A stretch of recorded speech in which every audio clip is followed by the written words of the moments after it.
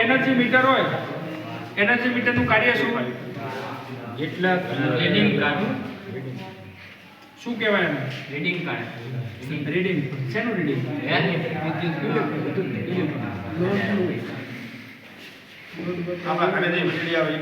હા, આપણા ઘરમાં જે પણ લોડ લગાડ્યો હોય એનું જે તમે વપરાશ કરો, બરોબર, એનું યુનિટમાં કન્વર્ટ કરીને એ યુનિટમાં રીડિંગ બતાવે છે. હવે એનર્જી મીટર બે ટાઈપના હોય, એક એનાલોગ અને ડિજિટલ, બરોબર.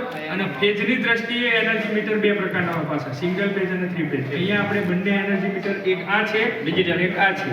આ ડિજિટલ, જ્યાં પણ ડિસ્પ્લે ડિજિટલ હોય આ રીતની, બરોબર, આને ડિજિટલ કહેવાય, બરોબર. જ્યારે આની અંદર જો એનાલોગ, બરોબર, જો આ ઇનકમિંગ આવતો હોય એટલે લાઈટ બતાવે છે ને, બરોબર. તો સૌથી પહેલા આને ઇનકમિંગ આપ્યો, બરોબર. ત્યાંથી શું કર્યું આપણે? આઉટગોઈંગ લીધો, શાંતિ રાખતું મેં પૂછ્યું ને પૂછે ઘડી આટલા બધી ખબર પડી. હવે કમેન્ટ ના કરતા નથી, કાઢી મેલે બધા પ્રેમથી. તો આ જે મીટર રહ્યા, બે પ્રકારના મીટર હતા, બરોબર. મીટરનો આઉટ ક્યાં આવ્યો? Volt meter. વોલ્ટ મીટર પેરેલલનો સિરીઝમાં પેરેલલ. આમાં તમને કનેક્શન કોઈ કહેશે પણ કઈ રીતે કર્યું? શું એ જ શીખવાનું, કઈ રીતે કર્યું, બરોબર. સૌથી પહેલા જો કનેક્શન ચાલ બંધ બોર્ડમાં પેરેલલ. જો સૌથી પહેલા શું કર્યું આપણે? ન્યૂટન એક છેડો 300 માં આપ્યો અને બીજો કોમન. આ જો બંને પેરેલલ માં.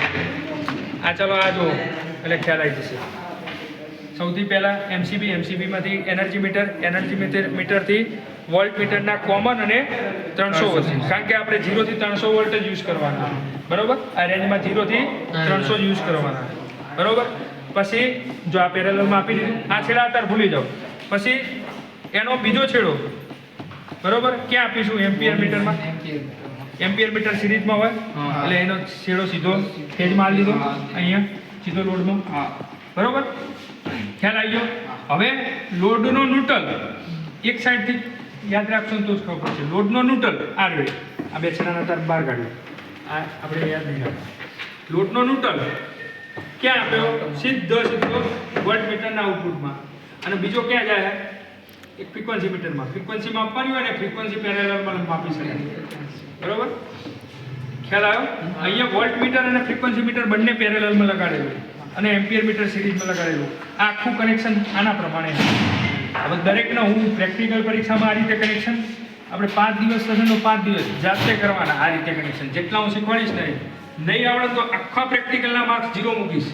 150 માર્કનું પ્રેક્ટિકલ હોય, આખા પ્રેક્ટિકલનો માર્ક 0 મૂકીશ, કારણ કે હું આખું વર્ષ હું ભણાવીશ અને એ દિવસ અમારો વારો હોય, બરોબર. આપણે ભણાવું ને એ રીતે પછી અમારો વારો હોય, એટલે ધ્યાન રાખવાનું ચલાવતો હોય એટલે, બરોબર. તો લોડ લગાડી દીધો, ખ્યાલ આવી ગયો? હવે કનેક્શનમાં ખબર ના પડી તો કોઈને પડી જાય કમ્પ્લેટ. પાછળ પ્રતિક આ બાજુ આવતો તને ખબર પડે, ફરીથી સમજાય દઉં. કનેક્શનમાં ના ખબર પડે તો કહેજો. સૌથી પહેલા સપ્લાય આપીએ, ત્યાંથી એમસીબીમાં. તો એમસીબી કેટલાની? 2 પોલની, બરોબર. એમસીબી ઓન કરીશ તો જ આગળ સપ્લાય જશે. એમસીબી નું કાર્ય શું?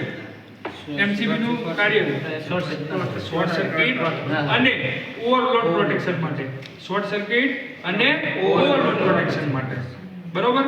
અહીંયા C10 લખેલું કે 10 એમ્પિયરની આપણી એમસીબી છે. ત્યાંથી કોને આપીશું? એનર્જી મીટર, બરોબર. એનર્જી મીટર પણ પેરેલલમાં હોય, એના ફેઝ ન્યુટ્રલ આપવાનું. ત્યાંથી આઉટપુટમાંથી ફેઝ ન્યુટ્રલ લીધો, બરોબર. અહીંયા આપણે એનાલોગ ટાઈપનું એનર્જી મીટર લગાડેલું, ત્યાંથી વોલ્ટ મીટરને પેરેલલમાં લગાડીએ. વોલ્ટ મીટર લગાડવું, વોલ્ટેજ ચેક કરવા પડશે ને. આ જે લોડ લગાડ્યો એની એક્રોસમાં વોલ્ટેજ ચેક કરવા હોય તો હું પેરેલલમાં લગાડીશ. તો આ શું કર્યું મેં? આ રેન્જ આપેલી, આમાં ખરેખર બે જ છેડા હોય, બરોબર. આપણે 0 થી 600 સુધીની રેન્જ આપેલી, કારણ કે આ મલ્ટીપર્પઝ માટે વાપરેલું. આપણે 300 સુધી ચાલશે, 0 થી 300 અહીંયા લખેલું છે મેં, જુઓ, બરોબર. એટલે મેં આ બે છેડા સીધા મેં વોલ્ટ મીટરમાં લગાવી દીધા. આ રીતે થઈ જાય. આ બે છેડા સીધા મેં વોલ્ટ મીટરમાં લગાવી દીધા. આ બે છેડા સીધા મેં વોલ્ટ મીટરમાં લગાવી દીધા. હવે ઉપરના એક છેડાની વાત કરીએ તો એ વોલ્ટ મીટરમાંથી એક છેડો નીકળે એ એમ્પિયર મીટરમાં લગાવ્યો અહીંથી અહીંયા એમ્પિયર મીટર શેમાં ફેઝની સિરીઝમાં તો ત્યાંથી સીધો ક્યાં જાય લોડમાં છે ને બરોબર લોડ આખું કનેક્શન કરેલું હોય ત્યાંથી પેરેલલી કનેક્શન કરેલું ત્યાંથી જે નીકળે બરોબર ક્યાં જશે સીધો વોલ્ટ મીટરના એન્ડ છેડે જશે આ રહ્યો જો આખી સર્કિટ પૂરી થઈ અહીં થઈને અહીંયા થઈ અહીંયા બરોબર અને આના ફ્રીક્વન્સી મીટરના આ બે છેડા ખુલ્લા હતા તો ત્યાં અડાડી દીધો ડાયરેક્ટ અહીંયા અટલ મીટરમાં બરોબર આ અહીંયા અડાડું બે હરખું જ કહેવાય ને ફ્રીક્વન્સી મીટર પેરેલલ થઈ ગયું હવે ચાલુ કરીએ એટલે બધા ટેબલથી દૂર બરોબર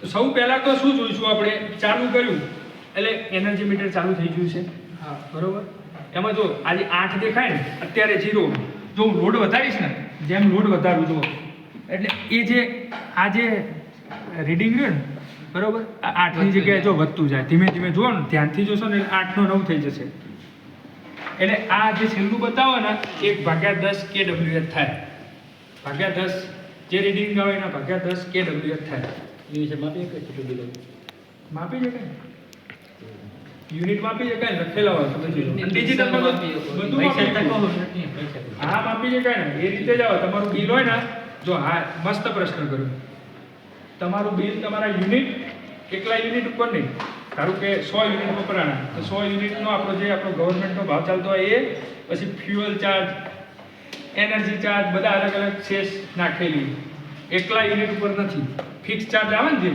મીટરનો બરોબર એ બધો બીજો પણ કન્સેશન ચાર્જ ઉમેરી અને બિલ થતું હોય ખ્યાલ આવે હા બરોબર તો આ એનર્જી મીટર છે એનર્જી મીટર શું કરશે આપણી ઘરની એનર્જી માપશે જેટલું વાપરીએ એટલું માપશે ખાવા પડી છે બધાને બરોબર અને એ શેમાં કયા યુનિટમાં વાપરશે યુનિટમાં એક યુનિટ બરાબર કેટલું થાય એક યુનિટ બરાબર કેટલા kWh kWh કહું એક યુનિટ બરાબર 1 kWh એક યુનિટ બરાબર કેટલા WH 1000 એટલે આ બધું હવે તો ફિટ થઈ ગયું ને હા ખ્યાલ આવ્યો હા મનીષ બરોબર તો ત્યાંથી વોલ્ટ મીટર પેરેલલમાં લગાડેલું હોય વોલ્ટ મીટર પેરેલલમાં લગાડેલું તો વોલ્ટ મીટરને પેરેલલમાં લગાડેલું હવે આ રીડિંગ શીખવાનું આ કયું મીટર એનાલોગ તો આના રીડિંગ શીખવાના ખાસ આ જોવાનું રીડિંગ શીખવાનું અહીંયા જો આ જે સ્કેલ લઈને 0 થી 150 સુધીની આપી કેટલાની 0 થી 150 0 30 60 90 120 ને 150 એટલે 30 નો ગાળો આપ્યો હા જોજો હો ભાઈ પછી કહેતા નહીં ખબર નહીં પડી આ છેલ્લા દિવસે તમારે મને સમજાવવાનું 0 30 60 એ રીતની રેન્જ આપી છે હવે આપણે કેટલા વોલ્ટેજ છે એ મારે ચેક કરવું હોય બરોબર આ 0 થી 150 સુધીની રેન્જ આપી હવે આપણે લગાડ્યું હોય 300 સુધીનું તો 150 ગુણ્યા કેટલા કરું 300 થાય 150 ગુણ્યા કેટલા કરું 300 થાય 2 300 થાય તો અહીંયા આ 300 માં આપવું હોય તો આ જેટલા પોઈન્ટ પ્લસ હોય ને એના ગુણ્યા 2 કરી દેવાના આ કેટલા 120 120 દુ 240 હવે આટલેથી આટલો 30 નો પોઈન્ટ એટલે એકના બરાબર દોઢ જેવો ગણવાનો બરોબર 1 2 3 4 5 6 15 6 90 એટલે 9 240 9 250 55 ની આજુબાજુના વોલ્ટેજ મળે આપણને આ શું એક્યુરેટ નહીં મળે બરોબર એક્ઝેક્ટ નહીં મળે જેવી રીતે આની મદદથી આપણે ચેક કરીએ ને જો કેમ એક્યુરેટ નહીં મળે કોઈ કહેશે મને આવો પ્રશ્ન કરો આની જેમ કે આ સોય છે ને હા સાચી વાત જો એક્યુરેટ રિઝલ્ટ કેમ નહીં મળે એનું કારણ કે આ જે છે ને પોઇન્ટર વાળું ડિફ્લેક્શન વાળા આપણા જે સાધન બરોબર અને જેમ જૂનું થાય ને એનું ડિફ્લેક્શન ઘટતું જાય પ્રોપર ના પડે બરોબર એટલે જ આપણે આ ડિજિટલનો ઉપયોગ કરવાનો છે બરોબર તો VAC હું અહીંથી પણ માપી શકું ને આ ડિજિટલી હા બરોબર એટલે આનો હું VAC કરવા 750 ઉપર રાખી અને આ રીતે હું ચેક કરી શકું કેટલો આવે આવશે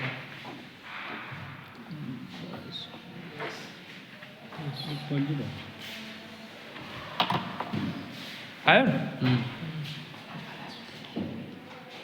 કટતું નહીં ઉભા જોઈ લે હવે 258 વોલ્ટ આવ્યા તો એક્ઝેક્ટ આપણને કેટલો 258 નથી આવતો થોડું ડિફ્લેક્શનના લીધે થોડી એરર આવે બરાબર ટોલરન્સ આવે એટલે તમે જ આપણે આ એનાલોગ મીટરનો હવે ઉપયોગ થતો નથી આ તમને પ્રેક્ટિકલ માટે સમજાય બાકી તમે બજાર બનાવવા જશો ને તો ડિજિટલ મીટર જ વપરાય પહેલાં આ મીટરમાં ગમે તે બાજુ સીધા દે તો માપ આવે ચાલો બરોબર વોલ્ટ મીટરમાં ને એમાં ચાલે બરોબર તો ગેલ્વેનો મીટરમાં અવરાવ તમે જે વાત કરો ને એ રીતે ઊંધું બોલવું એમાં પોઈન્ટર રિફ્લેક્શન અલગ અલગ હોય તો લોડ 4 ચાલુ હોય તો જ કરંટ બતાવવાનો એટલે લોડ પર આધાર રાખે ને કરંટ ક્યારે પસાર થાય કોઈ પણ આ મગજમાં ફિટ કરી દેવાનું કરંટ ક્યારે 0 હોય ક્યારે કરંટ પસાર થાય કે જ્યારે લોડ ચાલુ કરો તો હું પંખો ચાલુ કરો તો જ એમાંથી કરંટ પસાર થશે ને કે એના છેડા સ્વિચ સુધી એનો પેજ ને ન્યુટ્રલ પડ્યો રહેવાનો કશું ચાલે ખ્યાલ આવે આ સ્વિચ હું બધી બંધ કરી દઉં તો કરંટ કેવો થઈ ગયો 0 થઈ ગયો વોલ્ટેજ આટલા સુધી પડ્યા રહે આની સ્વિચ સુધી બરોબર ખ્યાલ આવ્યો તો વોલ્ટ મીટર અને એ મીટરમાં ખ્યાલ આવી ગયો એમ્પિયર મીટર જો હું જેમ લોડ વધારું જોજો આ બાજુ એમ વધે કરંટ વધો ડિફ્લેક્શન વધ્યું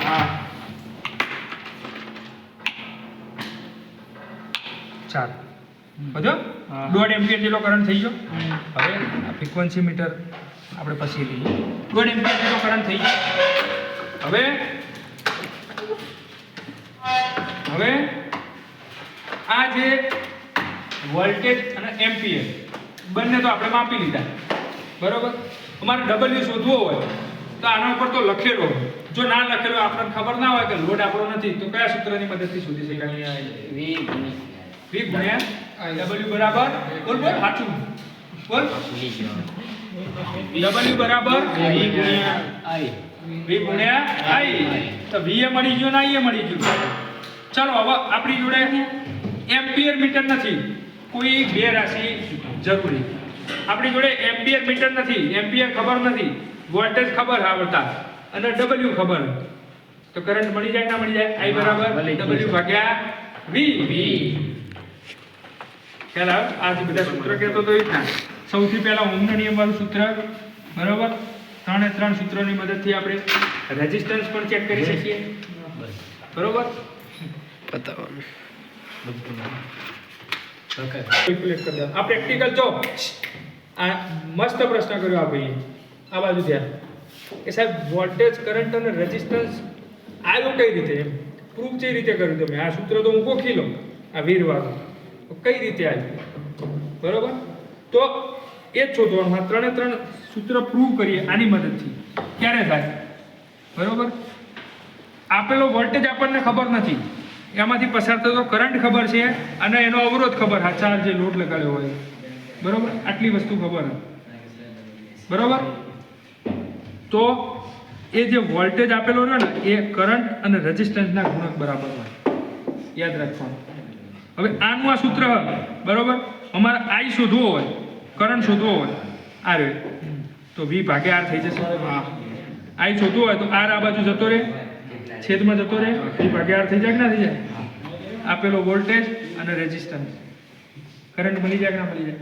એવી રીતે R શોધવો હોય બરોબર આ રે તો V ભાગ્યા I ત્રણેય એકબીજાની પરસ્પર ખ્યાલ સર્કિટમાંથી પસાર થતો કરંટ I બરાબર આપેલા વોલ્ટેજ ભાગ્યા વોલ્ટેજના સમપ્રમાણમાં હોય અને જે અવરોધના વ્યસ્ત પ્રમાણમાં હોય એટલે કે વોલ્ટેજ વધે તો કરંટ વધે બરોબર અને અવરોધ વધે તો કરંટ ઘટે ખ્યાલ આવે પેલું મેં કીધું હતું ને કે જેમ અવરોધ વધે અને આ જે ઓહમનો નિયમ રહ્યો ને ઓહમનો નિયમ ફક્ત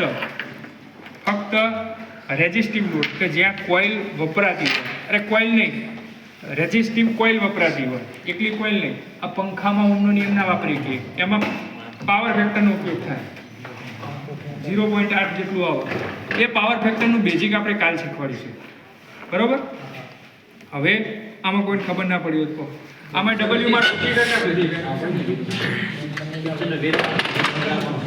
એમ નહીં એ પ્રૂવ કરવાનું એના માટે શું કરવાનું ખબર કાલે તમે આવો છો તમે કોઈ લેમ્પ એક જ લેમ્પ લાવો એને સાદો રેઝિસ્ટન્સ પેનલ ચેક કરી દેવાનું એ ચેક કરી લે એટલે તને આર મળી જશે પછી એને સપ્લાય આપવા 230 એ આપ્યો છે એટલો એ જોવાનું તો આઈ શોધવાનું ખ્યાલ આવે? એકબીજાની પરસ્પરમાં આવ્યા છો બંધ કરી દે સાહેબ બંધ કરી દઉં